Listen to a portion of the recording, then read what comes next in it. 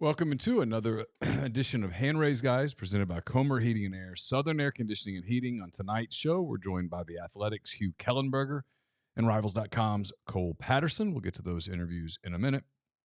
But first, I want to tell you about Comer Heating and Air, Southern Air Conditioning and Heating. Different names, same great products and services. It's cold out now, but you guys know the routine. It's going to get hot as the spring rolls along. You want to make sure that air conditioning system is ready to go when the cold air leaves and the warm air rolls in. To do that, just get in touch with our friends at Comer and Southern. If you live in Oxford, Batesville, Tupelo, or the surrounding area, call Comer 662-801-1777. If you live in Hernando, Memphis, DeSoto County, that area, call our friends at Southern 662-429-4429. This will be the Friday Oxford Exxon podcast. The Oxford Exxon, located on Highway 6 West in Oxford, just next door to the Oxford Crystal, where you can enjoy the new Sunriser made with the largest round sausage. The combo is just $5.99, a great value to start your day right. I'm coming to you from the Clark Ford Studios. Clark Ford's in Amory, Mississippi. 662-257-1900 is the number. Call it. Ask for my friend Corey Clark. Tell Corey what Ford product you're looking for. He'll send you a quote within 15 minutes in business hours. It's right to the bottom line. There's no hassle, no haggle. You get your quote. The rest completely up to you. You can shop that quote around. You can do what I've done, what I recommend that you do, and that's hop into a Clark Ford today. Corey and the people at Clark Ford, they want to be your car guy. They want to be your truck guy. They'll prove that to you with the sale, with the service. The relationship does not end when you roll off the lot. In fact, it's just beginning at Clark Ford. 662-257-1900. Hugh and Cole join on the MyPerfectFranchise.net hotline. If you're a displaced corporate executive or you're wanting to put your career in your own hands, maybe you're an experienced entrepreneur wanting to diversify, Andy Ludicky can help. He's a longtime Rivals board member, a diehard college football fan, franchise veteran. He owns multiple franchises and businesses. He uses his expertise to help others find their American dream through a very thorough and free consultation process. So call Andy. Put your life and career in your own hands. It's 100% free. You got nothing to lose. Find your perfect franchise at myperfectfranchise.net or contact Andy anytime at andy@myperfectfranchise.net or 404-973-9901. So first up on the show, I spoke with Rivals.com's Cole Patterson. Cole's a national recruiting analyst focusing on Texas and Mississippi. We discussed Suntarine Perkins, Ayden Williams, Jamarious Brown, Kedrick Reescano, several 2024 targets inside Mississippi, and much, much more. I think you'll enjoy it. Here is Cole Patterson on the MyPerfectFranchise.net hotline.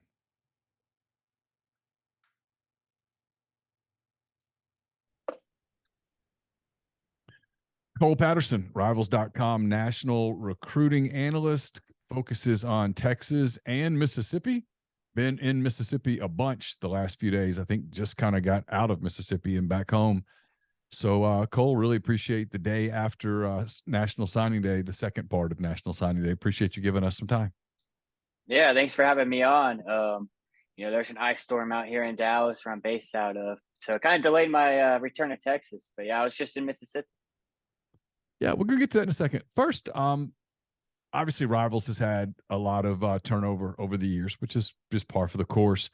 I think you've done a terrific job. I've been telling people this, that it's been good to have somebody who knows what he's doing, kind of focused on Mississippi and getting around, actually getting into the state. And, we were talking about what I thought you weren't. I was telling you about it. I don't want to put you in a bad spot. I've in the past have felt like not an anti-Mississippi bias. I don't think it's that at all. I think it's just been the football on film sometimes from Mississippi looks different than the football on film from Dallas or Atlanta or Houston because there are fewer players. The coaching might be a little different, certainly the more rural areas of Mississippi. And I think sometimes some of the players pay for that a little bit. But I know that I know you have a different viewpoint on it. We saw it with and so the rest of the Rivals too. Suntarine Perkins climbed his way through the ranks and got his 5th star, which I think most everybody felt like he deserved, and you guys did too. And so kudos to you for doing it the right way, and thanks. Tell people a little Yep. bit about your background, how you got to be doing what you're doing. Yeah, for sure. So I guess I'll cut right to the chase. I was working in the recruiting department at Mississippi State. I'm sure people listening probably won't be too thrilled to hear about that. I understand, but I worked there. I guess that was the 2 years of the Joe Moorhead era, and in the very first season of the Michael Leach era. We were grinding film, we were writing scouting reports, we were working junior days, game day visits. So it really gave me. I've always grown up a football fan. I've always followed. My dad's from Pascagoula, so I've always paid really close attention to the state of Mississippi. I remember, missing school to watch ESPN's recruiting coverage and all of that. And I always remember thinking that there's good talent in Mississippi, but they don't get the recognition or the spotlight that Texas, Florida, California do. And don't get me wrong, I love. I'm based in Dallas, like I said. I went to high school out here. Have family out here. I love Texas. Football is king out here. But working at Mississippi State, being able to see, because Mississippi State, Ole Miss to a degree as well, they recruit a lot of in-state guys, and so you're watching all this film, watching these players come from different backgrounds, and so I worked there for 3 years. I've always liked to write as well, and an opportunity at Rivals presented itself. I started out, mainly focusing on Texas. Out here in Dallas, especially in the Metroplex. And then another opportunity opened up where I was able to, parlay that into Mississippi. So I've been doing that. So I think that was in March when I first started really going, head first into Mississippi. Based in, if in Dallas, it's kind of hard to get out there as much as I would like to. But as of recently, I've been able to get out more and see these kids up close. I saw Perkins up close. I saw Ayden Williams. He's another guy. That we really liked. So that's kind of my background. I worked at the college football department. I've always liked to write, and being able to do this kind of allows me to do both. I think having the background inside of an SEC program is really good because it's going to enable you to better answer the question I'm about to ask you, which is, Ole Miss obviously thrilled about Perkins. His upside's off the chains. How quickly you've seen him in person? You've gotten a chance to look at him, look at his frame, all that stuff. How quickly in your mind can he step into an SEC defense and contribute? I mean, he looks like an SEC linebacker already. That's kind of crazy to say. He's coming from small town Mississippi, but he looks like he can step right in and play. Really from day one. I think what's going to help him is, he has that familiarity with Pete Golding, coming in from Alabama. That's who they really wanted him at Alabama. I still remember there's a point in the summer, especially when a lot of the talk was he was going to flip and he'll go here, go there, and Ole Miss was able to hold on to him, which I think is a huge win. Even if he wasn't ranked inside 5-star, which he obviously is, I would still think he's a day one contributor. Now that he's a 5-star, he's kind of got that billing to his name that he deserves. For those listening, we try to do our best at Rivals and really the entire recruiting industry, but especially at Rivals, we rank 32 5-stars. And we do that because we wanted to line up with the first round of the NFL draft. So if you're a 5-star player, we think you have first round ability, and that's Perkins to a T. He has that first round, frame. He's the first round athletic ability, and then the film kind of all blends in together. It makes it a perfect piece of the puzzle. He reminds me a lot of two guys. One of them being Willie Gay, playing in the Super Bowl. I was about to say NFL championship, the Super Bowl, for the Kansas City Chiefs, linebacker out of Starkville. And then also Harold Perkins. I was about to ask you about Harold Perkins because people make that comparison, and I'm always like, I wonder if that's just kind of lazy because there's some recency bias and they've had the same last name, right? Yeah. But more and more people are starting to say that, and Ole Miss people know Harold Perkins well because Harold Perkins single-handedly shut down Ole Miss's offense in the second quarter of that game in Baton Rouge. So you're making that comparison. In what way do they remind you of each other? Well, in a lot of ways. So I did get to see in Texas. Harold was one of the guys I went down and saw as well. I saw him play one of his high school games his senior year, and then again in Orlando at the Under Armour All-American game. The dude's just different, and I did the same thing. Perkins go to Ole Miss as well. That both of them, you'd almost think they are related. You almost think they are brothers or cousins because of the last name, but also because of the frame, because of how impactful they are on the football field. What I really like, and I'll throw in Willie Gay as well. What I really like about all three is that they play running back. They start at running back as well. There are a lot of people out here in Texas who thought Harrow could have been, one of the elite running backs in the nation. If that's all he focused on. I think the same sense there with Perkins as well, going to Ole Miss, is that he could play both sides, and I think that really helps him. I think first of all, it lets him kind of showcase his talent on both sides of the ball. Second of all, I think there's some more untapped potential in his game. If you get him in a college weight room, if you get him only focusing in that defensive scheme, I think he's going to take off. But yeah, his ability to get sideline to sideline, get after the quarterback, and stop the run it's top tier. And I think that puts him in the conversation as one of the best linebackers to come out in recent years. Ole Miss the last couple of seasons, especially this past season, really didn't have the depth at wide receiver that they needed to do everything that Lane Kiffin and Charlie Weiss wanted to do. You've seen Ayden Williams. I know he didn't get to 5 stars, but he jumped up pretty high in the 4-star area. Yeah. Give me a breakdown on his game and how quickly you think he could help. Yeah, in fact, I'm pretty sure we're the only service that I know of, without looking it up right now, that has him in the top 100. And not only that, we do have him in the top 50. We're, I think, by far the highest on Ayden Williams. And it's just his overall impact on the game. He's not the flashiest receiver. He's not the speediest guy, but he just gets open. He finds a way to get open. He has great ball skills. He dominates his competition like a top-tier wide receiver should do. He's got good route running.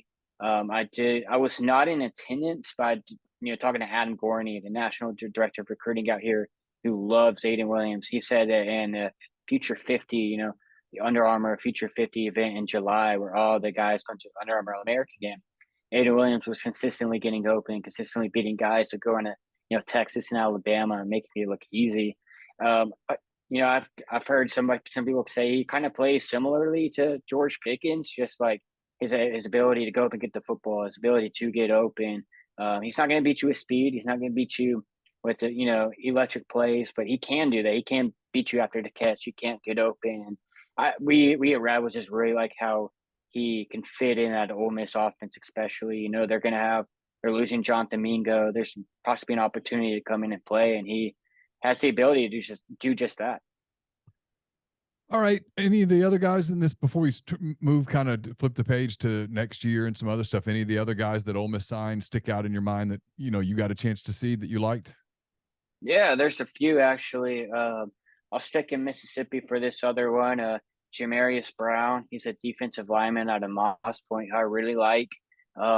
He's another guy, kind of in the same mold, just plays both sides of the football. He was big dude, but he was playing quarterback at time at Moss Point. They want to give him the ball, and I think that really just shows how athletic he is.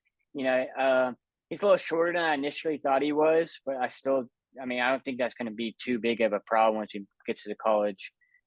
Once he gets into that weight room and put more weight on and, fit into that scheme, I think he's going to be just fine. He can move all over. He can play D-tackle. He can play on the edge a little bit. He can do a little bit of everything. And I think we all know how good the history of producing defensive linemen inside the state of Mississippi is.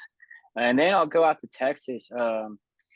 Could be butchering his last name, so stick with me. But Kedrick Reescano out of New Caney, the Ole Miss running back signee. They flipped him for Michigan State. He's a guy that consistently take over football games in the Houston area. He make it look easy. He can get in the open field with ease. He can outrun defensive backs.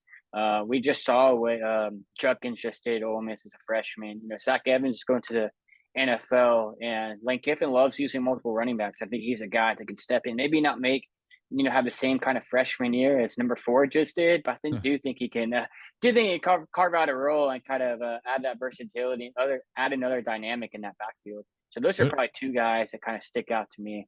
There aren't many cats that step in and have the impact that number 4 had. That's pretty rare.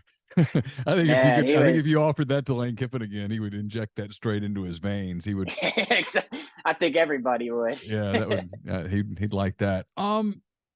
All right, you were just in Mississippi, and most of your attention, I think, was focused on this next class coming up. You went to the Mesh Media Day in Madison last Sunday, and then I know you were in the state. You went up to North Panola. I guess that was to see KJ Harrell and some guys like that. Just you can get as general or as specific as you'd like. Kind of where all did you go? Who all did you talk to? Yeah, I'm actually writing up a notebook kind of article right now that we either be posted tonight or tomorrow, sometime this week, and I'll make sure to share it on Rebel Grove as well. But yeah, I think we were talking before we started recording. This 2024 class is loaded. It's I'm getting some similar to 2018, 2016 vibes. 2016 class was star-studded with Jeffrey Simmons, AJ Brown, DK Metcalf. 2018 class, N'Kobe Dean, Charles Cross, all those guys as well. I think this class can be pretty high up there. Not only with star talent, star level, I think with the depth as well. We're doing our rankings meetings here shortly, either in next week or two, and there's going to be a ton of guys that not only in conversation with 4-star. I think there could be, a player or two in that 5-star conversation. I'll start with Camarion Franklin at a late Cormorant. Yep. Correct me if I'm pronouncing that wrong. I always you either got it or you're close um, enough. I'll butcher some names too, but that's basically yeah, right. exactly. But yeah, in the South Memphis area, I went up there and saw him Monday, and he's just a guy that I've been really high on. Reminds me a lot of Jeffrey Simmons, who I just brought up. Just his ability to play on the edge. He's got that frame to play inside. Plays basketball. He could dunk. He's just everything you would want in a defensive lineman, in my opinion. I know Ole Miss is really hard after him, and he's the guy that they're gonna kind of zeroing in on. But make no mistake, he's gonna have a national recruitment. Alabama's in the mix. Tennessee's in the picture. He likes Texas and Texas A&M. But I do think Ole Miss and even State to a degree are doing a good job of at least having his attention to stay home.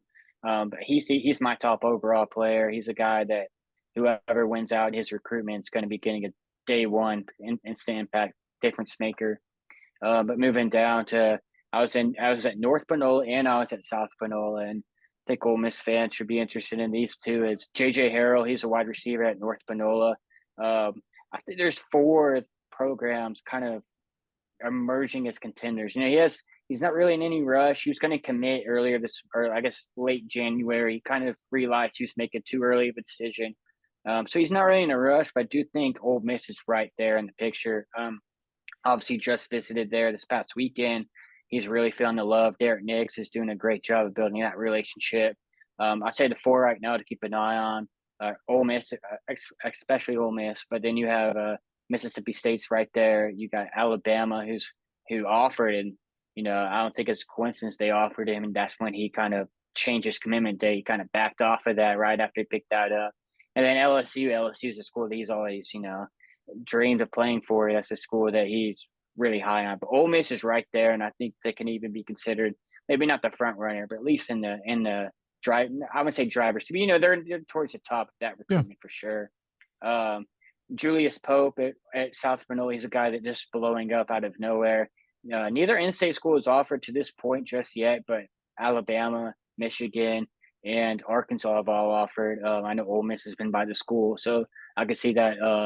I could see that changing really quickly as well. Yeah, I don't want to go No, bore keep you with going. all these You're names. giving But, you're giving the recruiting junkies exactly what they want. yeah, I mean, exactly. Yeah. I know how that is. It's one of those growing up as well, and just it's fun following recruiting. And then you got I'll stick with the skill position players. Braylon Burnside was just at Ole Miss as well. He's a guy that I think it's going to be a classic in-state battle between Mississippi State and Ole Miss. He's obviously a Starkville kid. He trains and is tight with AJ Brown, so he knows that history there. And him and JJ Harrell are 2 guys that really want to play with each other. They really want to play together. JJ is kind of the smooth receiver playing outside, whereas Burnside kind of gives me some Deebo Samuel vibes, just in the sense he's really thick. He's got a great lower body and can impact the game as a receiver and a rusher. He's a guy that Ole Miss and Mississippi State have both been recruiting for years now. Dating back to my time at Mississippi State, I remember he was on our radar. Oregon offered him as a freshman, so it's a guy I've known about for a while. Terrence Hibbler is another defensive lineman in the state that Ole Miss is after. He's a guy that just blew up really out of nowhere in January, entered with I don't think he had any Power 5 offers, if I'm not mistaken. He goes into February having just about every offer in the SEC. He told me Ole Miss is another school that's standing out to him as well. Trying to think. Jamonte Waller is another player down at Picayune who, if you turn on this tape, I'm not gonna say he's this type of player, give these expectations on him. If you just look at his tape, he plays similarly to Micah Parsons, and funny enough, that's why he wears number 11. He's another name to know. Jeffrey Rush, he was just an Ole Miss defense lineman out of Pascagoula. Emil Picarella, he's not in the 2024 class, but he's kind of emerging as that target for Ole Miss at quarterback in 2025. Long story short, these next two classes, but especially 24, I do like 25 a lot, but just 2024 class, I think is loaded with difference makers. So take people through a little bit. We didn't talk about this before, but I think you're comfortable doing this. Just kind of, you guys are getting ready. You've already kind of done some rankings. You're getting ready to sit down again and talk. Kind of what's the process for how rankings happen? Like, how does kind of, what is it? Is it a round table? You guys are talking, whether it's by Zoom or whatever, and everybody just kind of shares some thoughts. I mean, obviously you're intimately familiar with the kids from Mississippi and Texas. Your opinion's going to have some weight. Kind of how does that work? Yeah, for sure. We get on Google Meet. We all kind of join in and collaborate, give our opinions. It's pretty organized, I'd say. We do have like different spreadsheets and things like that. We can put in, type in your notes, put your rankings together. You're able to, talk about who you like, who you don't like. There's people who have more pull or more, I guess our opinion matters, better way to put it, matters more if you're in one region or the other. You don't want somebody that only watches California and West Coast guys to have input on, Florida, Alabama, Mississippi guys, because you don't see them. You're not really familiar with the schools, with the players, with the way of football. I know we were talking about how Mississippi football, just watching on film, kind of looks different than Texas. They're not playing in gigantic stadiums necessarily everywhere. We all have our own strengths and weaknesses. We're all kind of able to bounce opinions off of each other. There's a lot that goes into it. There's just film. There's obviously verified athletic ability and, times and things like that. Height, frame are all in consideration. If 7-on-7, if you're able to see a wide receiver in a 7-on-7 tournament, maybe even outside of your region, you're able to have an opinion there. These All-American games towards the end, you're able to see practices, the camps throughout the year as well. There's a lot that goes into it. But yeah, there's we all get on a call. We all kind of explain and push and, talk about the guys that we like, that we think should be higher, should be lower. It's an all-day thing, man. It's an all-day thing of, brainstorming, kind of pitching what you've seen, what somebody else has seen, and, going back and forth with each other. All right, here comes the hard questions. Beams 8-star wants to know, when are the national guys going to ask the tough questions about NIL to the kids? Recruits are asking for big boy money and should be treated like big boys. Ask the tough questions regarding pay for play to the recruits and parents. So I think that's a fair question. How much when you guys, because look, here's the thing that people don't get. More and more, and I understand it, more and more the kids, the prospects, they have a hard time differentiating between team site guys. Like there's team site guys like me that handle things a certain way, and there's team site guys who handle things a different way, and they have a hard time differentiating. And also, if they took every call, that's all they would do is talk to people. So they talk to guys like you because they realize after a while, you were in Madison, they've seen you, they know that, hey, he's not an Ole Miss guy, or he's not a State guy, or he's not a whatever, and I can talk to him. He's going to put the story out. So it gives you a level of access that most people don't have. For sure. And B, gives you a responsibility really to like be accurate, to get the story, and you do a great job with it. But how often when you talk to a Camarion Franklin, it's a great example, right? I mean, let's not be naive here. People are going to throw big NIL packages at him. When you're talking with him about recruiting, does that come up? Yeah, for sure. That was actually a question I have asked, recruits. I won't name any names specifically, but I think we can all kind of put two and two together of, the guys that are debating money and the guys that aren't. One of the guys who I did talk to this past week in Mississippi, he told me that, quite frank, he knows he's going to get money from whoever. Like, he's not naive that he's going to he has that pool, he has that recruitment going for him that he's gonna get those opportunities. So in his mind, he's not really making that a big factor in his recruitment because he knows he's going to get it regardless. He's kind of looking at it at other things such as how he fits in a scheme, how close it is to home, if he wants to study in this or that. I think that's like a lot of what these kids are at least saying publicly. I mean, I'm sure there's others I've talking to as well, however, that want to who are pretty open about it, who are, yeah, this is my opportunity to cash in, so to speak. This is my opportunity to take advantage of the leverage that I have. And I do think it's kind of different position to position as well.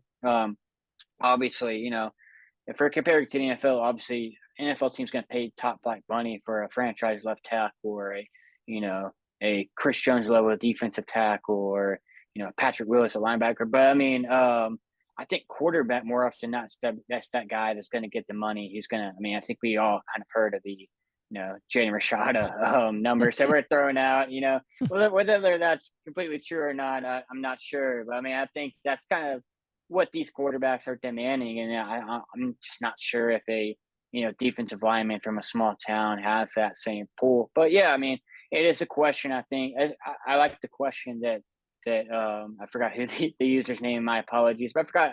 I like that he posed that question because it is something that's important nowadays. It's kind of hard to ignore it, but a lot of these kids, at least the top guys, kind of realize that they're going to get those opportunities regardless. Hattiesburg Reb wants to know your opinion, if you have one yet, of the Maddox brothers at Oak Grove. Yeah, so I was actually in Hattiesburg and at Oak Grove yesterday. So that would be Wednesday. So that's funny that they're both brought up. Yeah, Andrew Maddox, the younger brother, the defensive tackle, he looks like he's going to be in that same tier as, a Kamarion Franklin, a Chris Jones, a Jeffrey Simmons, one of those elite, blue chip kind of can't miss defensive tackles. He's got the whole nation after him. I know Georgia really likes him. Obviously, the two in-state schools, Ole Miss, Mississippi State, really like him. I'm a big fan of him. He's huge frame. I actually saw him in July, trying to think back at July. And he was a big dude. He's a really big dude, kind of wasn't sure how good he can be.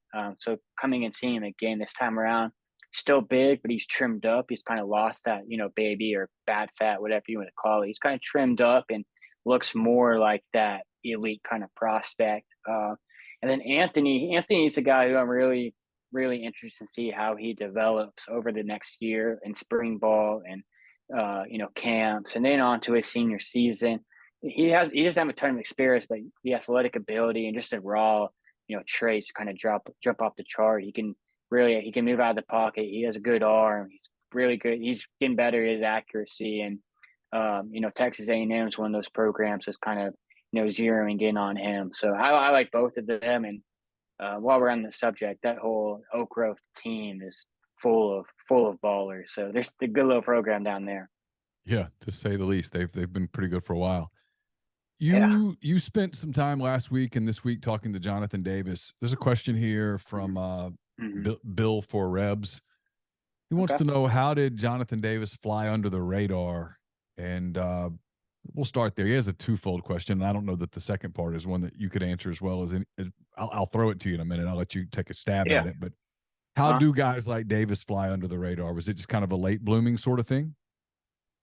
So I asked him about that actually, because I was wondering the same thing. Like, how does a 6'5", 300-pound guy, why is he just now getting offers? And he told me that, he hit a growth spurt. So that's one thing. He hit a growth spurt pretty recently. I'm not sure if that was this year or when that happened. He didn't really go into details, but he did say he hit a growth spurt, and that kind of helped him become the player he is now. He's a basketball player. But he said he didn't really, he told me, he's like, I'm from a small town in Mississippi. I didn't go to camps. I didn't go to do all this stuff and that. So he didn't really get that exposure. And I guess part of that's, we'll have to take the blame, us media sites will have to take the blame. I'm really hoping that, me being able to have more influence, or not even more influence, being able to do more work, I guess you could say, in Mississippi, we're able to avoid that. I don't think, we're not really bring anything new here, but ESPN, or I don't even want to say ESPN specifically, but any major media outlet is not trying to go to a small town in Mississippi, just for the heck of it. They want to. It's easy. It's easy for guys to go under the radar, and I think someone says here he grew 5 inches. Yeah, he hit a growth spurt, and he was set to play. He hit a growth spurt. He was set to play JUCO football. He told me he was all set. In fact, he told me his dream offer at one point, because his mom, I think, either worked at the school or was right by the school, was co-in. Like that. He said once he got that co-in offer, he thought he would be good to go. That's kind of what he was aiming for. And, he was going to go to EMCC, and they knew he was too good. And that's kind of when things started to blow up. He took an official, or I believe it was an official visit to Coastal Carolina and 2 in-state schools. But yeah, it's just, I'm wondering the same thing, man. 6'5", 300-pound defensive lineman. If it wasn't for, so what he told me, one of the coaches, I guess, at JUCO gave Bo Davis at Texas a call. If that never happens, I guess he, ends up at EMCC, probably develops as a big time JUCO guy. So yeah, I mean, it's, especially in Mississippi, I'd say, but I guess it is kind of easier to fly under the radar than other states, just because the exposure and things like that. The second part of his question, so that he doesn't think I'm just completely skipping it, is why didn't Pete Golding, former Alabama defensive coordinator, have more influence in signing Demoy Kennedy, the linebacker, who ended up transferring to Colorado? I don't know. My answer to that is I've reached out to Kennedy on multiple occasions. I never heard back from him. Colorado just put together this massive overhaul of its roster, a huge transfer portal class, and obviously they were selling something that appeals. Deion Sanders, perhaps it's that simple. Maybe it's just the newness. Maybe it's the fun of it. Maybe it was just an opportunity to go someplace else. I know that Alabama at one point was trying to kind of hold on to him, yet Alabama really didn't have room. If you told me that Alabama steered him a little bit towards Colorado instead of to Ole Miss, that would make sense. I get it. It just could be any number of things. It could be an NIL package. It could be anything. Yeah, there's a lot that goes into it. And I think it's just easier said than done. I think we see it all the time when coaches take new jobs. Fans are kind of whining, oh, this guy's going to follow him, be it quarterback or be it a star linebacker. But yeah, there's a lot of factors. It doesn't always work out that way. And like you said, it could be NIL. It could be wanting to play for Deion Sanders. Or it could be just wanting to get out of the SEC. There's so many different factors. And I think it's just it's not as cut and dry as one player falling as, position coach or coordinator to a different school. Yeah, it's just, there's a lot. The whole transfer portal thing is pretty fascinating. I'm curious to get your thoughts here as I kind of search for more questions, because the thread devolved into an argument about other things as threads are apt to do. The transfer portal, and you see so many programs like Colorado, like Ole Miss, like Arizona State, like LSU, even Arkansas. The list goes on and on of schools that are going heavy in the portal. How much is that impacting high school recruiting from what you're able to observe in Texas and Mississippi and elsewhere? Yeah, I mean, I think it's kind of like NIL. You're pretty naive if you say it's not impacting it at all. I will say it's like school by school, coach by coach, program by program basis. I don't think there's any like overriding thing. I think Lane Kiffin's obviously made a huge emphasis of attacking the portal. He didn't really sign a huge high school class. It wasn't the most loaded high school class on paper either, but he saved some spots for the portal, and he did a great job, especially at quarterback. I'm sure, as you're very aware of, but you got the two quarterbacks coming in. So I think it's all a different strategy. Nick Saban, Alabama didn't really use it much. Texas, they got 2 transfers, but didn't really do much to it. But yeah, I mean, I think it is impacting the mid 3-star, the guy that maybe gets that offer in different years before the transfer portal. I think it's certainly impacting the JUCO market as well, unless you're one of those elite guys. I think coaches, especially Lane Kiffin, Kenny, Dillingham at Arizona State too. He took a lot of guys. So those guys are wanting to get impact transfers that have been in the college weight room, know what it's like to play on a college level, rather than taking a risk and having to wait 2, 3, maybe even 4 years, redshirt year for a guy to develop and kind of progress to where another portal guy is already at. Yeah, it's fascinating to watch how quickly the landscape has changed. Yeah. The way that rosters are built. Coaches don't have as much time as they used to. I mean, you see coaches get fired in year 2. I mean, there was more to it at Auburn than just what happened on the field. But once there's a sentiment that you're not the fit, man, they'll run you. And so your ability to you can only develop so many guys. You got to have guys that impact, and it's exactly a totally different process now. And I'm in the feel free to weigh in on this. I'm of the opinion it's not particularly healthy for the sport. It's I think for the fan, there's going to be a fan element that they miss the guy that a school signed as a freshman and he redshirted a year, and then he kind of started to play, and then all of a sudden, boom, he has the lights come on, and he ends up being this 2.5, 3-year starter that you followed his career path for 5 years. That's not going to happen very much anymore. It used to happen all the time. And then there's the other side too, and I agree with what you're saying. There's another side as well. If you're if you get and develop that player, and then they finally reach what you knew they could be, and then they hit the portal and go to a bigger school. And we just saw inside the state, Ra Thomas, he emerged as a big time receiver at Mississippi State, and then he ended up at Georgia. I know Ole Miss was in there as well, and we see that a lot, even from the G5 to the SEC, and from conference to conference, school to school. No, I'm with you. I mean, it's kind of hard to imagine this, this continuing how it is. You would think there is kind of a happy medium. Maybe it kind of goes back down, but yeah, I think for sure you kind of, part of what makes college football fun, especially for those fans, is like you said, watching that 3-star develop into a first-round pick, or something like that, is kind of, you have a lot of pride. And if you just look at Twitter, if you just kind of read the message board, just almost like you can't become, if you're a fan, you can't really become too attached to a player, because boom, I mean, if they get a better NIL deal, or if they see a better opportunity for playing time, or maybe NFL track record, then they could easily enter the portal. And it goes both ways for sure. But I'm kind of with you on the same opinion. You mentioned Texas, you mentioned Alabama, 2 schools that did really well in recruiting. They also were able to successfully land defensive linemen. There's a concern among some Ole Miss fans, including firefighter Reb here, that Ole Miss did not land enough impact defensive linemen. I've seen people say, hey, I'm really worried about Ole Miss's front 7 on defense from a recruiting standpoint. I know your job is not to evaluate classes. Your job is to evaluate players. But from what you've seen, kind of a twofold question here. What did you think of the defensive lineman that Ole Miss added that you're familiar with? And then secondly, you talked about, Kamarion Franklin and Jeffrey Rush and guys like that. Just how difficult is it to get one of those guys? I mean, those are the guys that everyone covets, right? If it's right short of quarterback play, that elite defensive lineman that can disrupt the game, that can change a game. We saw it in the AFC Championship game. Chris Jones is the reason more than Patrick Mahomes, more than Travis Kelce. Chris Jones is the reason that the Chiefs are in the Super Bowl instead of the Bengals.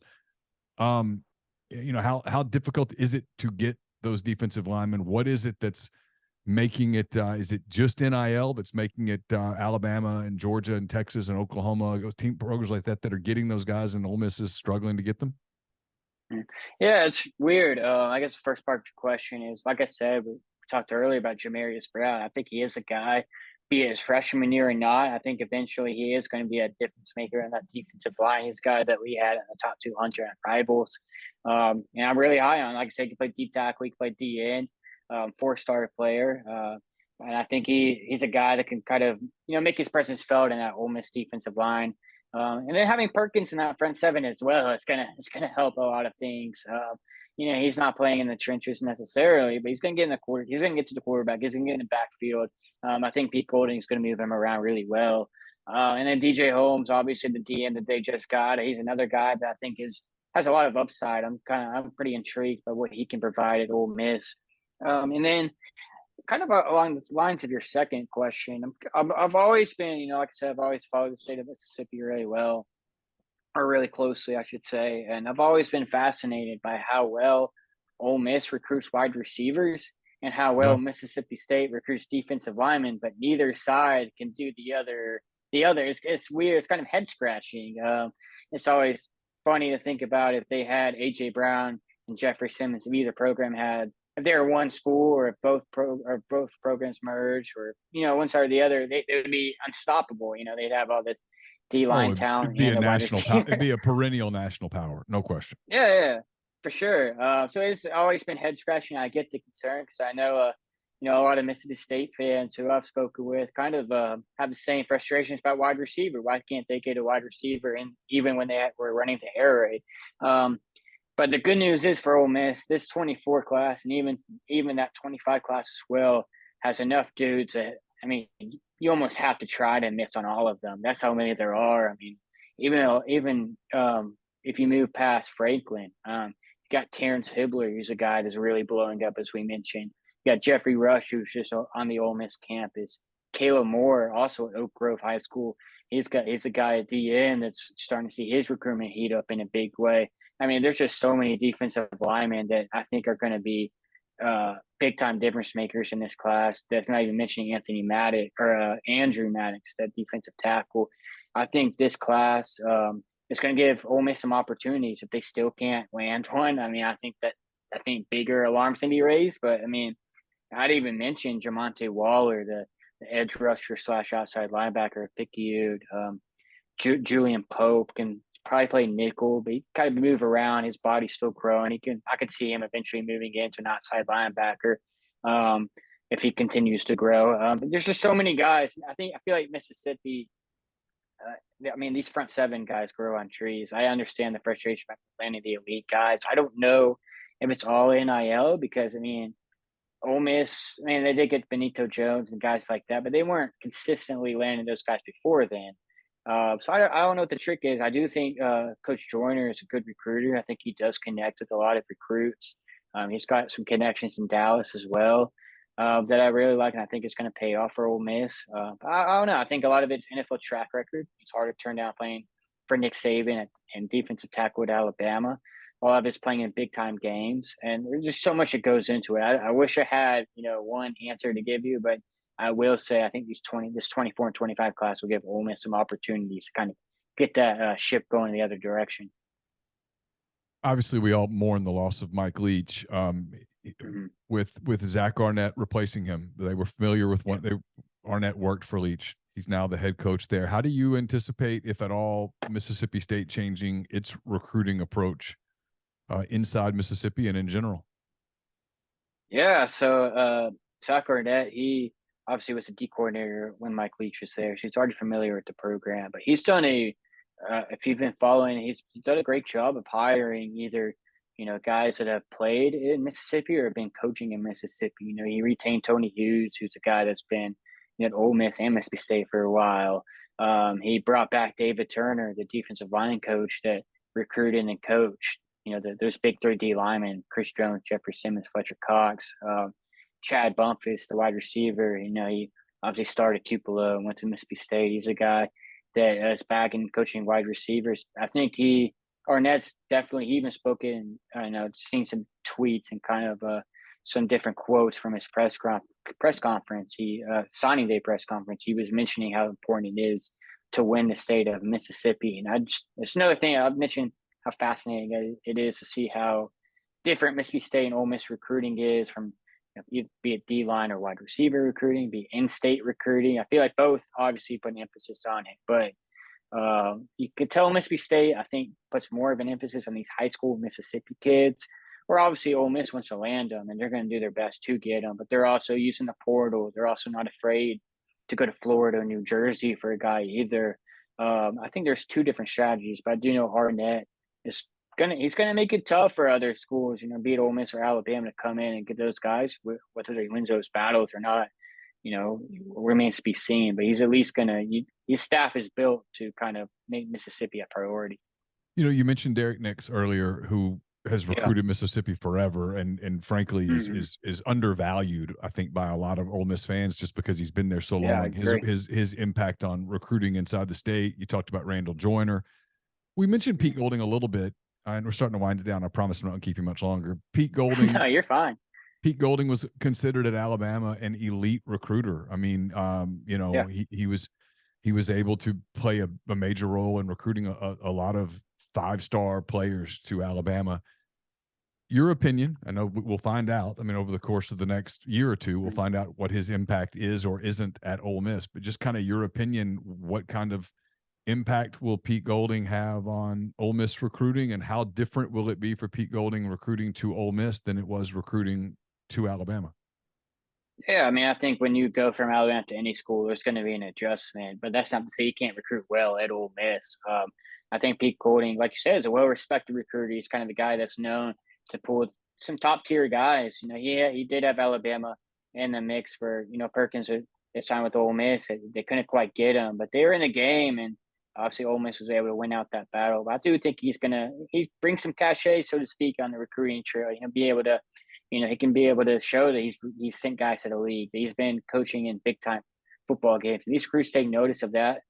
He's not a Mississippi guy per se, but he is from Louisiana, so he's a Southern guy. He kind of knows how to connect with these coaches and these players. He's talking to the recruits this past weekend, or this past week, I should say. He was one of the guys they brought up at Ole Miss that they really like. They obviously Derek Nix was brought up a lot. I also want to throw out Sam Carter. He's another guy, the corners coach. I got Yeah, to know he left Braxton for he Myers. left for Purdue. How he did. Well, Yeah, you can cut Carter's. that out. Yeah, that's You okay. can cut that out then. But I did. I was going to bring him out just because of Braxton Myers, the Ole Miss safety signing. Yeah. But I do think Lane Kiffin has built a pretty good staff, um, especially when it comes to recruiting. I do think Golden will be able to adjust pretty well. All right, you're there in Dallas. Are they is the mourning period over, or are they how do people feel about what happened with the Cowboys? Because there was a period there where people thought this was a Super Bowl team, and it certainly was a Super Bowl defense, but they didn't make it. Is everybody over it, or is it still gnashing of teeth? um, Yeah, I don't think Cowboys fans. It's weird because it's two sides of the coin. I don't think they ever get over it, but it's almost become an expectation that even when things are going right, things are going to end badly. This kind of what has happened the past few years. They can't get over that hump. Some people want McCarthy gone. Some people want Dan Quinn as head coach. There's some talk that maybe they should fire McCarthy and trade a first round pick for Sean Payton. I mean, there's just all this different stuff going on. But yeah, it's almost I am a Cowboys fan, so I can kind of speak from personal experience. I kind of almost expect the worst, almost to say, but it was kind of you went from a high after that Buccaneers game, beating Tom Brady, finally get that monkey off your back, and then the low of losing to a seventh round rookie quarterback. He played well. Brock Purdy did have his moments this year, but it's a game you probably should win. Yeah, I'm not sure they'll ever get over it, but it's kind of the expectation around here, unfortunately. Well, listen, I really appreciate the time. I know you've been super busy. I know February will, at Yeah. least in terms of the road and that kind of thing, slow down a little bit. I know you Mhm. still have a lot of work to do, but you're going to get a well-deserved mini break here. So enjoy it. Thanks so much for the time, and we look forward to doing this again soon and kind of continuing this rapport as we get started on the Yeah. 2024 class. Yeah. Have me on anytime. Appreciate you having me. That's Cole Patterson. Cole, thanks, buddy. Yeah, for sure.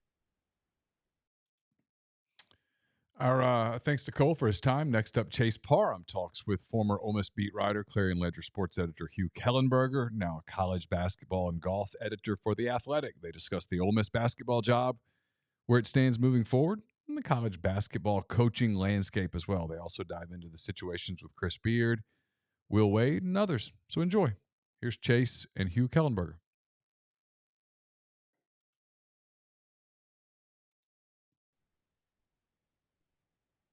Hugh Kellenberger from The Athletic, editor for college basketball, golf as well. Hugh, good to see you. I'm sure that, you know what, I reached out the other day and I know you thought, I miss beat writing. I miss sports editing in Mississippi, covering Ole Miss and State. I mean, I'm sure you thought about all the old good times as I reached out.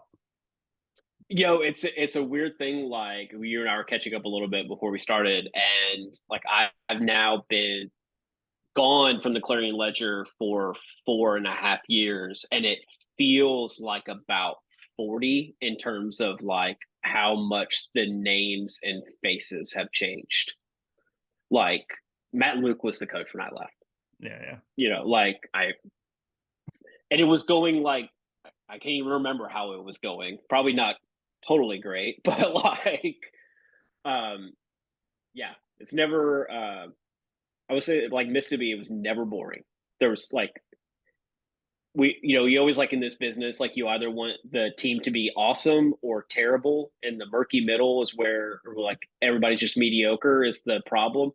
And the programs there have a way of, even when they are in that mediocre, murky middle, of still being weird and interesting and strange things happening. That always made it get something to write about. Yeah, it is because there's mediocrity at times depending on the sport, but for guys like you who are trying to elevate and go through, I mean, I'm feeling really old this year because I'm starting, I think, year 18 covering baseball here in a couple of weeks, but you're going to get plenty of sideshow stuff. There's always going to be something. I mean, right now, if you're just covering the state, you've got the Brett Favre and all the Family First stuff. You've got anything actually going on the playing field. There's always that extra news story that can get you through and get some clips and kind of keep your juices flowing a little bit. Yeah, you're rarely like caught in the position of having to just like make up a storyline. Like they just naturally, like even just like the Freeze years when you and I were together on the football beat, like if you just like had sat down at the end of the year and been like, here's everything that happened over the course of this season, like it sometimes was just insane. There was never like a dull week where it was like, well, they're getting ready to play Kentucky and game week went totally normal. Mm-hmm.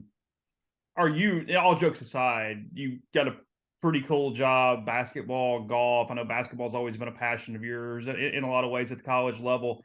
Do you ever just sort of miss going to things more, beat writing in some ways, or are you completely content on what you're doing?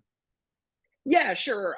Like when I left, I wasn't necessarily like looking to leave. I was kind of thinking like, hey, this is, like this could be my life. This is my future, and like I'm okay with that. And but the chance to cover national college basketball was so interesting, and to work for the athletic company that I had like admired from afar for a while at that point, and then to watch it grow now. Like I get to travel when it's really, really cool. Like I went to the Final Four last year. That was my second Final Four. So like I think that was the first basketball games that I had seen live since the start of the pandemic. And it was, Duke and Carolina and Kansas and Villanova, and I'm courtside in the Superdome that's sold out. It's like, this doesn't suck.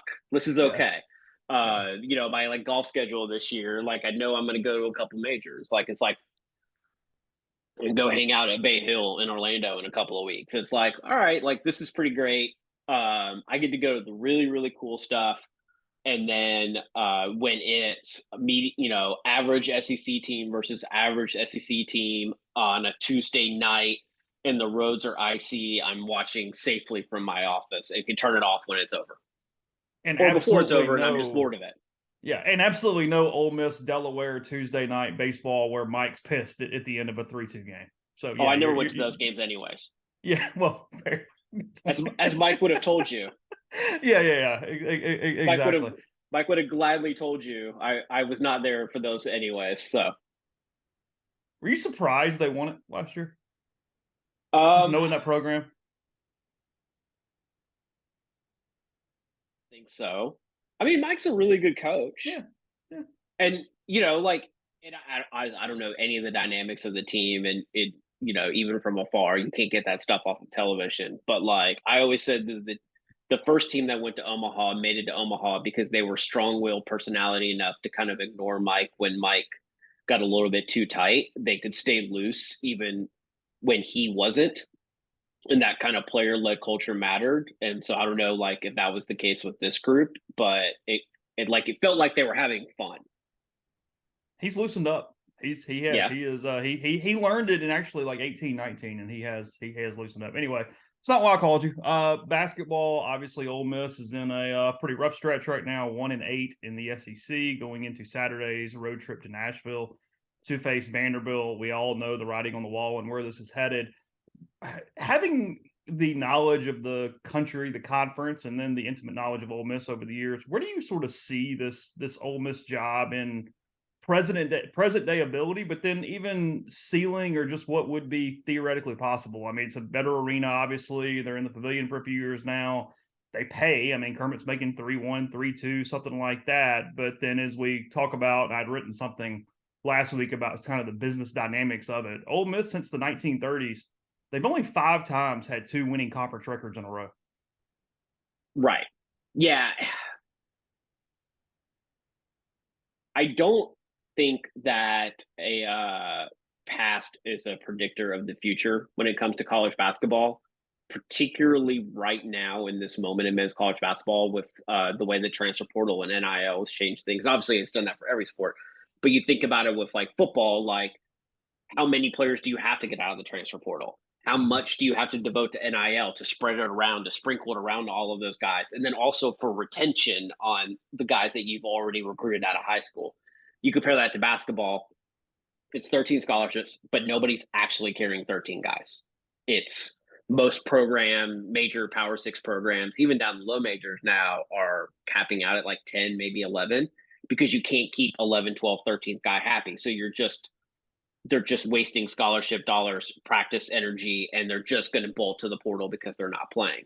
And so if you're a new coach stepping into a program, you can go, hey, I need to get 3, maybe 4 dudes out of the portal, 1 high school guy that I hit on, and all of a sudden I'm in business because I've flipped half my roster.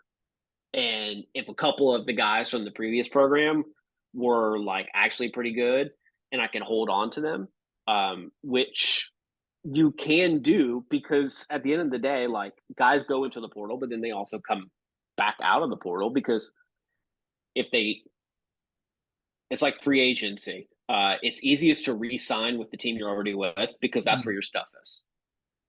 Like, you have to really want to leave. Like, your stuff's already in Oxford. Like, I might as well just stay. Like, you know how hard moving is. It sucks. And so if you're the right guy that has the right vision, you could absolutely like take off running with the arena, with, NIL efforts at Ole Miss are pretty good. They have their stuff together in terms of an institutional approach to it. Like, you're in the SEC, so money is not going to be a problem. The problem is that there are 13 other SEC programs about to be, 15 that also say the same thing.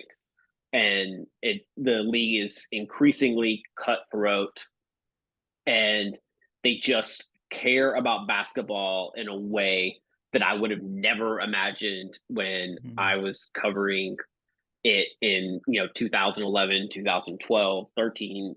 Like, look at the carousel last year and the decisions that people made to move on, and then who like the hires were. Like, these were not shots in the dark for the most part. I think South Carolina was a little bit of a shot in the dark. But, Florida pulling Todd Golden, Matt McMahon going to LSU, Dennis Gates at Missouri. Like, people are making really smart, savvy, Chris Johnson, Mississippi State. Like, people are making really good hires. And so, like, you could get better and still be 10th.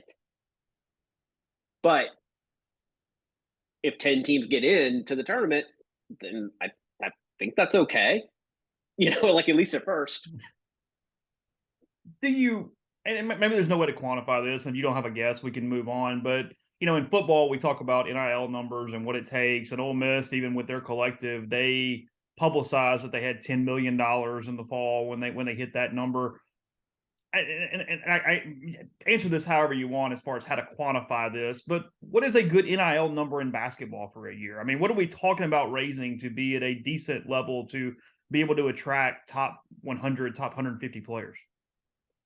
Yeah, I don't really know what that number is. I don't know if anybody really knows what that number is, mainly because I believe that you could take about what anybody is saying that they make an NIL and cut it in half, and it's actually probably a lot closer to the truth. You know, evidence Jaden Rashada, you know. Yeah, of course. Florida, yeah. 13 million was actually 1.3 that we can pay you in 6 months. Sorry. Not to say that those are the actual numbers, just making a joke. But and you can get creative. There are ways to do deals that you know, are more incentive based. Like, you know, Kentucky has done different things. One of Oscar Tshiebwe's deals this past year was with like a local Kentucky pizza chain where there was a pizza named after him, and I think he's getting like a little piece of each one they sell, or the classic. All the main guys in Kentucky are driving around in foreign sports cars because there's a Louisville car dealer who's just handing them out to him. So, you know, SMU in the 80s sort of stuff, but, you know, it works. So, like, it's there if you can get creative. And like I said, you're only talking about, you know, and really even at Ole Miss's level, at least initially, and who you're talking about to try to bring in and who you can attract, the NIL is just we have NIL because at St. Bonaventure, they don't. If you're Keith Carter, I mean, last year we saw 6 coaching changes. 5 of them were guys coming from the mid-major ranks, Mike White being the one exception, with his reset kind of to Georgia from Florida. I mean, is that the way of things? I mean, when Ole Miss if Keith Carter handed you a list, would you be expected to see the Dusty Mays and the Pat Kelseys and the mid-major type of names on that list? Yeah, and I don't think there would be those names, but I think you can get creative. One thing that I would look at if I were Keith Carter is who is the next Jerome Tang. For those who don't know, Jerome Tang was Scott Drew's number 2 at Baylor from the moment Scott took over that program.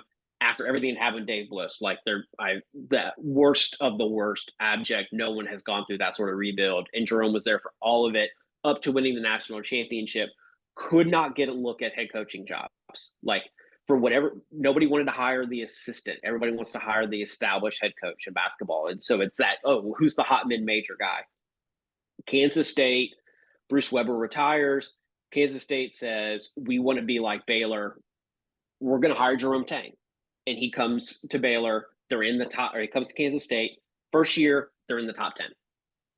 And like the kids are going to run through a wall for him because he has the right energy and he has the right approach and he knows how to run a program. He just hasn't been in that head chair, but he's seen it. He's seen everything. And so there's honestly, like, John Jacobs is the associate head coach at Baylor now. He's been there for the last 6 years. He was at Gonzaga before that.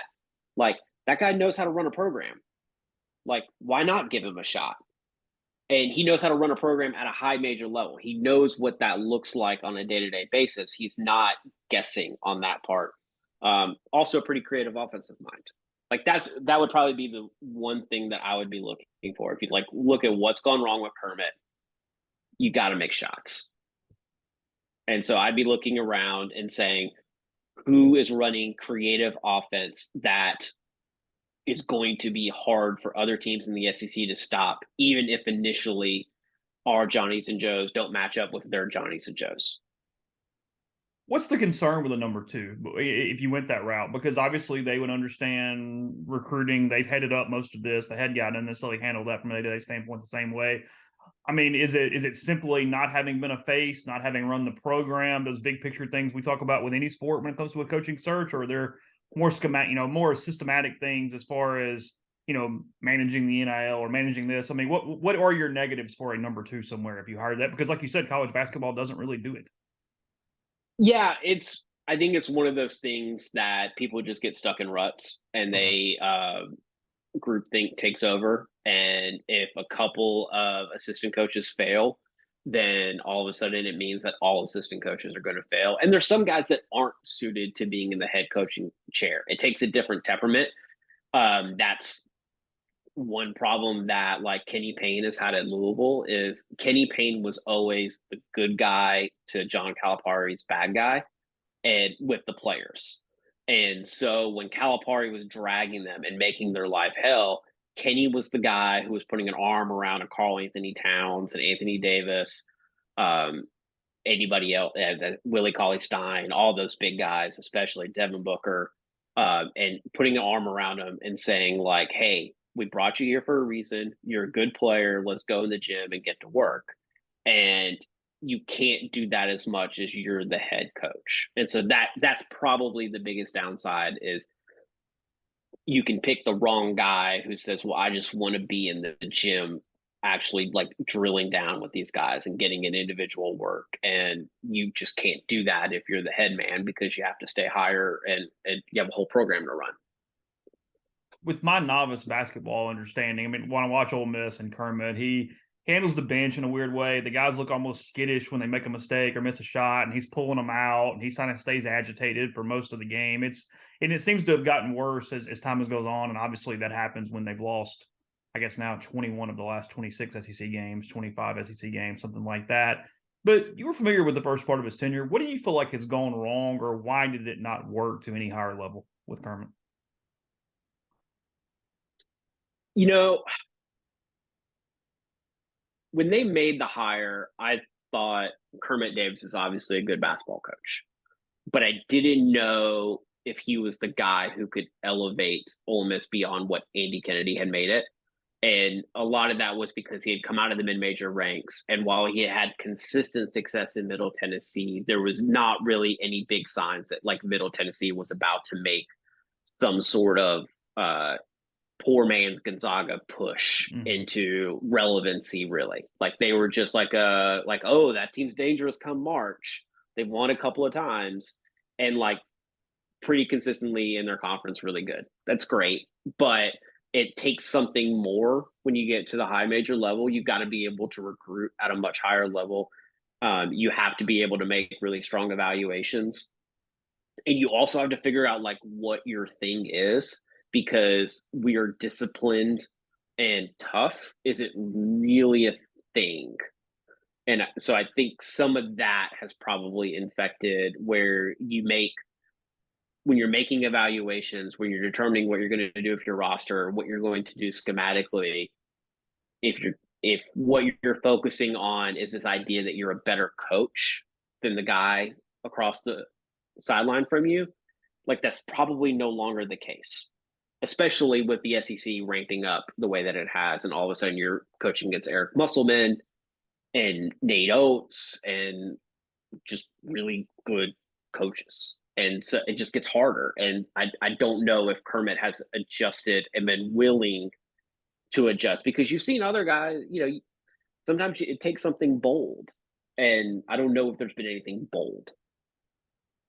Yeah, and then the portal has been a big detriment for him, because you see the guys that leave and they've had pretty good success somewhere else. The guys coming in have either been exactly what you thought or even lagged below that level. I mean, when there's a lot of different reasons for it, but Jarkel Joyner goes for 28 against Wake or something, or this guy does this, right? And then they just haven't been able to put it together from a roster. Where I mean, I think in a lot of ways it's sort of the same team that was at middle, for lack of a player or two, because you're going to get better talent in SEC school, but for the most part, it looks like the exact same dynamic. Do you fall in a coaching search or a place like Ole Miss where they've never recruited elite nationally at all? Not necessarily the gimmick, but you see some coaches who put this thing together through, almost traditional all portal or international players, or versus the NIL or the traditional way to recruit.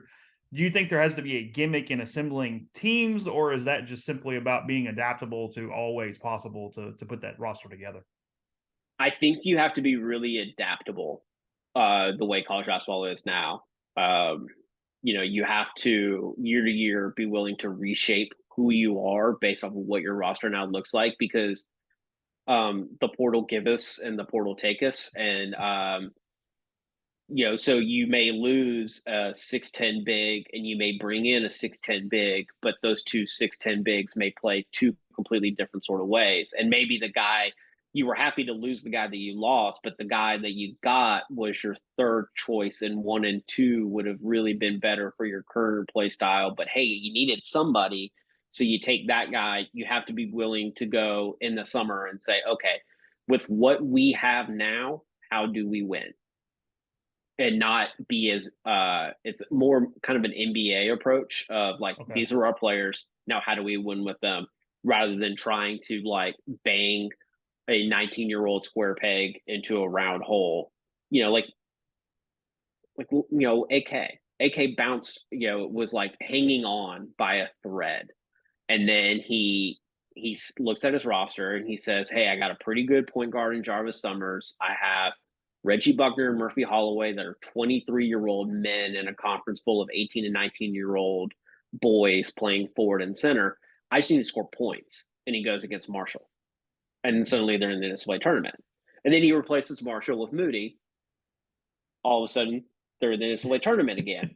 Now, when the next evaluation, I think it was Burnett, the kid from Miami. DeAndre Burnett, yeah. DeAndre Burnett. When that kid wasn't any good, everything falls apart, right? Because all of a sudden you just don't have the players anymore. And so then you lose it. But,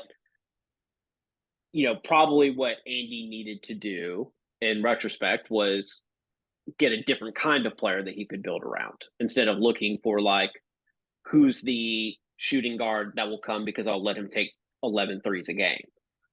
You see, he's a UAB now and everything's running through Jelly Walker, who's a really good mid-major player. So he's having some success. Like you kind of have to be that. So like if I were Keith's a basketball guy. He knows basketball. He's not like, he could get bold. He find somebody who runs some good shit, What stuck out to me about the adaptability was, and I guess it was from your shop. I was reading the Texas story from Dana O'Neill, or talking about Chris Beard's team, where they're just a bunch of transfers and sitting around that table or whatever, and it's older guys and it's whatever, but it's not like they're these homegrown Longhorns that came up as the top 20 players in the country and put this team together. I mean, I found that as kind of way to shock me back into my senses to go, no, even there, it's put together in a bunch of weird different ways. Speaking of, what would make Chris Beard hireable? What would have to happen? That's tough. Or is there a path to that? So there are several layers to it. Number one, his court case has to get resolved. Of course. Without a doubt. His next hearing is March 1st. If Chris Beard is hoping to coach college basketball in 2023-24, that's not a great timeline for him, because it's just going to take time. And like, irregardless of like, we can all kind of figure out what eventually is going to happen, whether or not it's going to get dropped, or what it looks like, what it sounds like Chris Beard's not going to jail. No. And then, but it has to get resolved. And then the second step is, it's a university decision. That's not a Keith Carter decision. It was not a Chris Del Conte decision at Texas to fire Chris Beard. That was a University of Texas president, system administrator, board decision. And ultimately, you have to do your due diligence and research into what led them to make that decision. And what is really, really telling is how their statement when they fired Chris Beard was essentially, Chris Beard doesn't get it. He doesn't understand why this was a big deal, and is kind of fighting it. And so that, if I were Ole Miss, I would have a problem with that. Because you're looking at, was this an isolated incident? Is this a man that made a mistake, a man and a wife, man and fiance, that they had a problem and one night and it escalated, but we feel really strongly that it can be an isolated incident? Or is this somebody who doesn't quite get it? And I'm not sure that Chris Beard totally gets it. And as far as that, how it would affect his next job, whether it's Ole Miss or wherever, not getting it and all those things, because look, clearly if he does the same thing again, anything close, I mean, you're the idiot and you're out. I mean, you deserve everything you get from that standpoint. But in some ways it goes deeper than that, right? It's just having a better understanding of how to get through it. Because this isn't one of those deals where if you don't get it, as you say, you don't just take the beating for 48 hours and let the news cycle, whatever. I mean, you're in danger of something causing a problem every single day. And then how does he go into living rooms and talk to mothers and sisters and aunts and uncles and families and go, hey, no, I'm not that guy, if you don't really have a pretty meaningful way to explain yourself, right? Exactly. Or right. Yes. If you don't have an explanation for it, if you're diminishing what happened, or focusing on her statement or the statement that was attributed to her, rather than the original incident, when we know that in the vast majority of these cases, what is in the original statement in the original police report is far closer to the truth than whatever is said after the fact. But then as a university, do you really want to sit there every day for how many years wondering, is this the day that I get woken up by this call? Mm-hmm. And if it's not that, is it going to be something else? I don't think that we expect head coaches to be moralistic leaders the way that we once did, but we do expect them to be leaders. And is he a leader? Or is he a guy that's really good at coaching basketball? Because they're two different things. Will he be able, in your opinion, to still accumulate talent the same way with this in his history now? Probably. Ultimately, guys want to get better. Guys want to win. They want to go to the NBA. If they feel like Chris Beard is the one that can get them there, and then they all go, well, I'm only going to be there for a year anyways. And I can do anything for a year. I can put up with anything for a year. But I tend to think that Chris Beard's next job is not in the SEC and looks a lot more like the Southland Conference. Oh, really? Yeah, I don't know. I could be wrong. Yeah. I mean, no, I get it. I mean, like, I don't necessarily think he's hireable. I mean, Neal and I have talked about this for like 4 days in a row. And I said, as we talk about it more and more, I get less convinced you can hire him. I frankly was more convinced on day one than I am now on day 4 of talking about it. The draw would be simply that from an Ole Miss program standpoint, it might be the only way you're ever getting a sitting top 10 head coach in the country. yes. I mean, right, wrong, or indifferent, that is the positive, should you even go down that road of, trying to discover what is going on. Right. And then, but then you also, you take a really long look at everything too. And you go, like, he had great success at Texas Tech. There was like everything he did at Texas Tech worked. He went to Texas and he had a ton of talent on that roster, and they lost 4 out of their last 5 games. And in the first round of the Big 12 tournament, they're out. Second round of the NCAA tournament, they're out. Well, the guy that ran his defense that made them Texas Tech is now the head coach of Texas Tech. Mm-hmm. Like, is Mark Adams coming to Oxford with him? No. So you that all comes out, like, right? Like, you have to think about it all. Like, who are you hiring? Is he going to be a top 10 head coach in 5 years, or was he a guy who right now at this very moment, but he's on the downward? Or do you try to go, hey, let's take a shot on somebody that we feel like does have the potential to be a top 10 head coach? And then we're Ole Miss, and we've proven with Lane Kiffin that we can retain, that we can compete, we can raise salaries, and we can be competitive and be creative and do those things to make this the place that he wants to stay at. And the thing with college basketball is that, like, the top jobs don't turn over that often. Duke just hired a new head coach. UNC just hired a new head coach. Like, those blue blood jobs, like, don't open up a ton. So guys are willing to create, like, carve out niches at places where they, like, feel like they can be successful, because, Baylor won the national championship a couple years ago. Like, the ceiling isn't the same. Yeah, and I mean, Ole Miss will pay for winners. I mean, in basketball, Keith will absolutely pay if it gets to that. I mean, look at it. Lane Kiffin's a top 10 salary now in the country. Mike Bianco's the second highest paid coach in the country for a sport the SEC at least cares about. So, I mean, I get that all the way around. I think it's a fascinating coaching search just in general to see what, I mean, again, assuming Kermit does end up losing his job, and it's hard to find a path right now for that not to be the case. So your guess is Chris Beard coaches in 24, not 23. If I told you to take a shot. Yes, I think it follows a very Hugh Freezian career path from here. Okay. There's a good comparison there, right down to the does he get it? Yeah. And frankly, I think Freeze is going to be a good soldier at Auburn and win football games. I think he's going to give them exactly what they want from a off-field standpoint, and he'll be fine. Oh yeah, Boosters are about to see a ton of football practice at Auburn, man. All the prayer breakfast, all the stuff, he's in. But I think it's a very similar path. I think Hugh was out for a year, maybe 2. Then goes to Liberty, and it wasn't just 1 year at Liberty in order to get out. It took him several. So I think it's something like that. Show calls, or is Will Wade going to coach again at some point?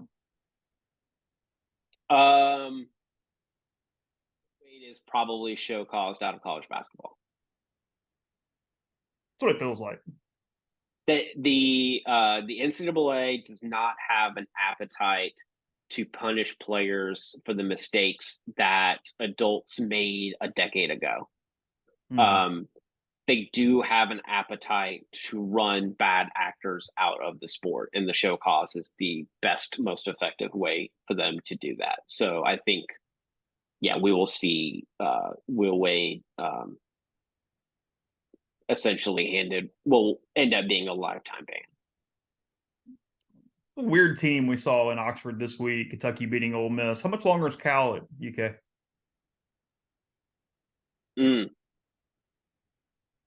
I think it changes on the week.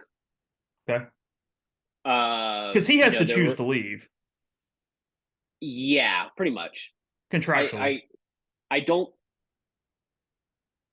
don't think if he said I want to leave, Kentucky is rushing to give him a contract extension in order to get him to stay. Sure. But he'd have to also have someone hire him. His name got floated very early at Texas, and there are reasons why his name got floated very early at Texas. At the same time, I understand why that makes sense for John Calipari. I don't understand why that would make sense for Texas. And that's kind of the problem that Calipari is in that his salary is so high,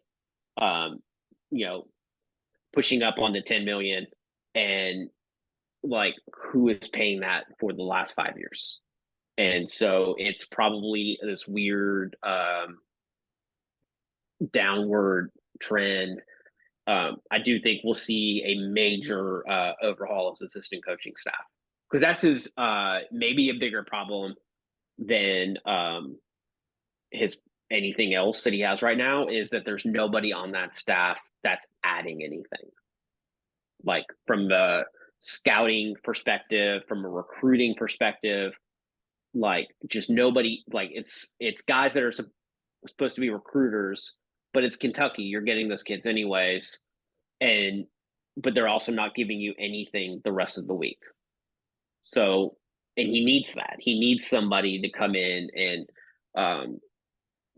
at least bring the offense up into the 2010s. Yeah, because talent acquisition is not the issue. They've got this recruiting class coming in. It's maybe one of the best ever, or whatever it is they've put together from that standpoint. So, it's possible Kentucky gets the right assistant coaches and he could have them back up there again. You don't feel like it's hey, they're in purgatory or anything. It is repairable. No. It's extremely repairable as long as he is willing to listen to whoever he hires. It probably is not unlike Saban at Alabama when he chose to brought in Lane as his offensive coordinator and had to decide to listen to Lane and let the offense evolve and not be, the very kind of pro style, take no chances approach that he had for a couple of years there, where the QB almost didn't matter until they lost because the QB kind of sucked. It would take that sort of person at Kentucky, because then they still have the number one recruiting class coming in despite everything else going on, and they're always going to be a top destination for transfer portal kids because of the NIL. How's your golf game? It's like anybody's golf game. I can tell you the 3 or 4 really good shots I had every round. I can also tell you about the half dozen I had that made me want to quit it.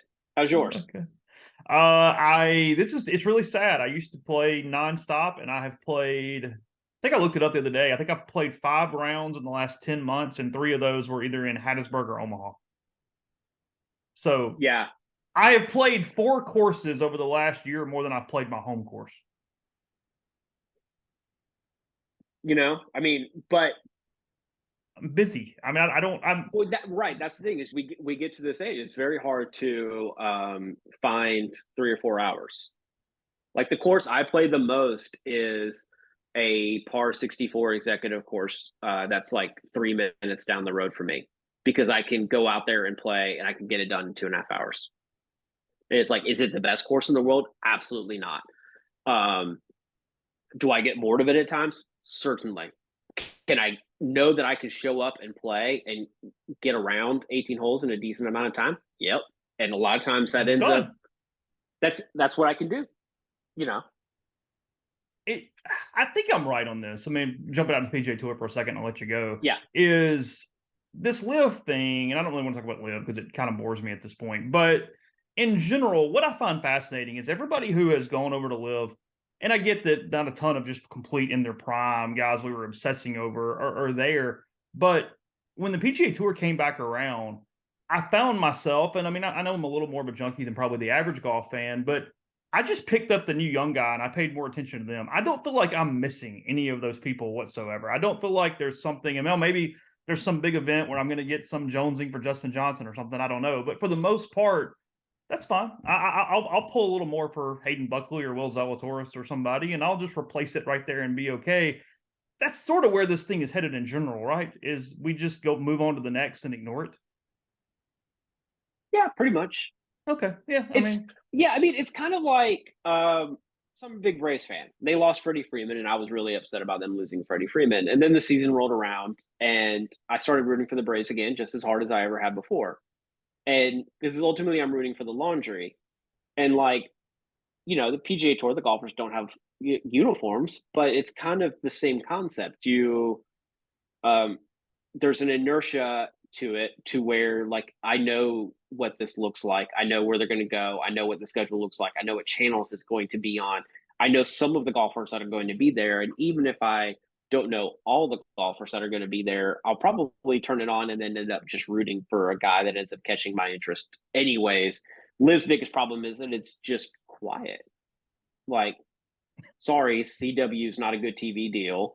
The off season was supposed to be the biggest part of their thing, right? Like they were going to revolutionize the way that pro golf all season looks like because they were going to be coming and going and trades and signings and they went absolutely silent from the moment their championship was over until I guess 2 weeks from now when their season starts. I don't even know. And it's bad courses. They're playing an event in Orlando at Orange County National at one of the courses that are called Crooked Cat. I've played Crooked Cat. It's I can go there this weekend and play it for $90. Mm-hmm. It's perfectly fine. It is probably the 3rd or 4th best public golf option in the city of Orlando. But that's where you're going in Orlando? It doesn't make it. None of it makes any sense. So how much longer is it funded? Because at some point, the backers aren't getting out of it what they want to get out of it. And I get they have unlimited money and all that stuff, but at some point it still makes no sense to even put your time there, right? Yeah, eventually they lose interest in it. I don't know if it shuts down forever or it just starts to look different. I disagree. Brendan Quinn, our lead golf writer, wrote a really fascinating story. It's a sports story where every source was an international politics expert. And they all basically agreed that this is not sports washing. This is a flex. This is about the kingdom proving the might of the kingdom. And so it's not about their reputation. It's about domination. And so when you have that mindset, and you're talking about a guy in MBS. It's a story that he bought some painting, and this painting was like $300 million, and it's this rare, amazing. The art world is a buzz about that this painting even exists. He buys it and then puts it on his yacht. Like, that's just a man who likes to flex for the sake of flexing. And so I don't think he's just going to be like, it didn't work. Bye. I think the unlimited money allows him to just kind of keep on pumping dollars at it and then try to figure out where it goes from there. I think the CW deal was a big misstep. The one thing they had was distribution. Like, the one thing they had was that anybody could find it on YouTube, including non-golf fans. And they're touting this like, well, CW has a very young demographic. You know what also has a very young demographic? YouTube. My 12-year-old watches YouTube all day, every day. And so do all of his buddies. And if you can get the algorithm to spit out live golf at it, you got a shot. Yeah, the CW, when anybody anywhere close to our age or even younger, they go, "What is that about?" It's like, "Oh, that's where all the teen soaps was." That's all we know. Like, that's what the CW was or is. It's, and then you see they don't even meter on the weekends. There's no way to even know ratings, and it's like, okay, well, great. Which was probably awesome. actually really important to live, because I think it was embarrassing that people could sit there and go, "Wait, only 20,000 people watched that final round." Yeah. So no, I do think that was like a neat little bonus for live. Yeah, I find the flex interesting from the standpoint of, at some point, and while I think I completely agree with you, the flex is interesting because at some point, though, he's just pumping monies into something that's such a known loser that it's like the anti-flex. That I paid all these guys and it still has made zero impact in the country whatsoever. I mean, okay, great. I mean, and look, I mean, and it's fun. It's kind of funny watching some golf reporters do it and players and whatever. It's not like the PGAs with, beyond reproach. I mean, they have issues themselves. Plenty, but it's our known quantity. Okay, sure. Yeah, I know all the courses. When you go to Riviera, I'd rather do that than Crooked Cat. Sounds good. Let's watch that. Yeah. So, well, and like there's appetite for a lot of what they proposed, like a smaller golf schedule, team events, even playing less than 72 holes or a shotgun start that allows it to get done in a concise manner. Like, a lot of that really makes sense because it was created by the PGL, and the Saudis just stole the concept and went along and left the PGL guy like holding the bag, an empty bag that he has nothing left. The problem is in the execution of it, having Greg Norman run the thing, having the money be where it's coming from, and then who they recruited being a bunch of scoundrels and bad guys that are really hard. They're really hard to root for, and they're really hard to care about. Like, it's one thing for me to watch Brooks Koepka on Sunday at the, players competing against Justin Thomas, and I have that good guy, bad guy element. It's another thing to turn on Live and watch Brooks Koepka compete with Bryson DeChambeau or Dustin Johnson or Patrick Reed and be like, so it's bad guy versus bad guy? Yeah. I don't care about either of these guys. Like, yeah. And they become even more bad because their Q rating dipped by going. So somebody who you're already kind of like, whatever, he's the heel. Now he's just kind of the scumbag, not as a person, but whatever. It's just not. Yeah, you're not getting the Rory, the Justin, the whatever to take that out. Completely last thing. This I see more guys have added on to this thing. Tiger and Rory are doing. What the hell is it, and is it going to work with whatever it's trying to do? So it is essentially. They'll hit their drives. The way I understand it, it'll be essentially a studio show. It'll be slickly produced. I'm pretty sure it'll be like taped and then edited and cut down to then air in a concise manner. So that will help speed things up. Okay. But that they'll essentially, this week we're playing this course. They'll hit balls into a simulator that shows, and then they'll have to chip and putt on an actual chipping and putting green. So you'll see them do that part live. I don't know. Like, it has a shot. Okay. Big names. Fit in concise television windows. It's going to look different than normal PGA Tour golf. And it also will be on primetime. And so I think the appeal is to younger audiences.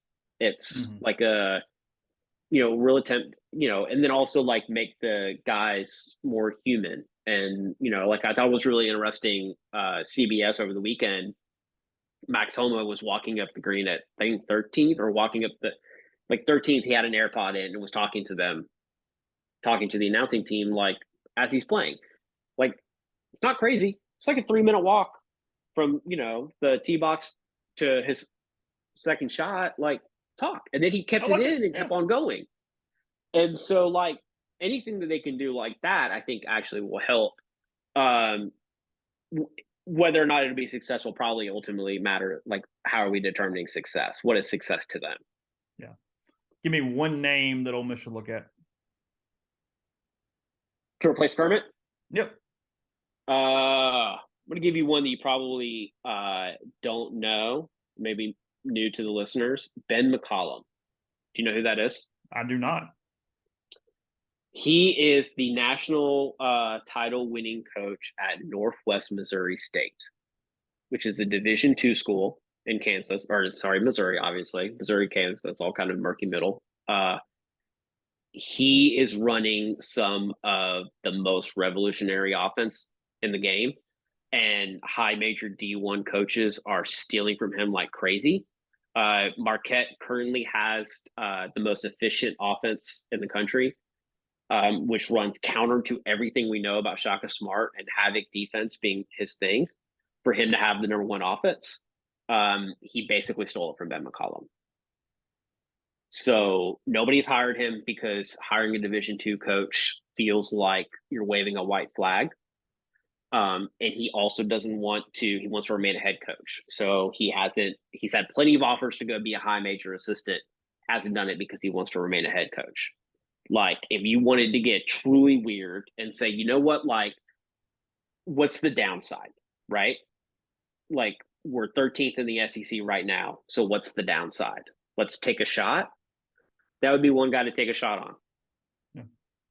Appreciate it, bud. As always. Thank you. Talk to you. All right. So our thanks to both Cole Patterson and Hugh Kellenberger for their time on the show today. This will be up in podcast form on Friday as the Oxford Exxon podcast. Speaking of, we'll be back on Monday with another edition of the Oxford Exxon podcast. We'll recap Ole Miss Vanderbilt basketball, discuss whatever else comes up from the sports weekend ahead. Thanks for making our show a part of your day, a part of your week. We certainly appreciate you.